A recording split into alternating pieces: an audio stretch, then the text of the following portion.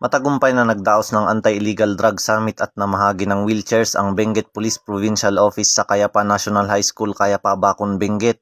Nito lamang Nobyembre 20 taong kasalukuyan. Ang aktibidad ay pinangunahan ni Police Colonel Lambert A. Suerte, Provincial Director ng Benguet PPO, katuwang ang Philippine Drug Enforcement Agency, na pinangunahan naman ni Provincial Director Mr. Erwin Changrapin at mga membro ng Municipal Local Government Unit ng Bacon. Ito ay nilaukan ng mga empleyado ng Bacon LGU sa pangunguna ni Municipal Vice Mayor Honorable Marciano P. Kigisan Jr., mga barangay officials, mag-aaral at mga residente ng nasabing lugar. Tinalakay dito ang mga usapin patungkol sa masasamang dulot at epekto ng iligal na droga, barangay clearing program at mahalagang papel ng Municipal and Barangay Anti-Drug Abuse Council sa pagkamtan ng isang drug-free na komunidad.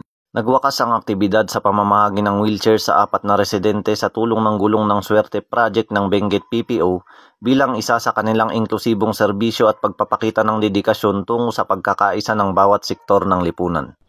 Mula dito sa Camp Dangwa, La Trinidad, Benguet, ako po ang inyong PNN Correspondent Patrolman Rafin Judswaya, alagad ng batas, taga-taguyod ng Balitang Pulis.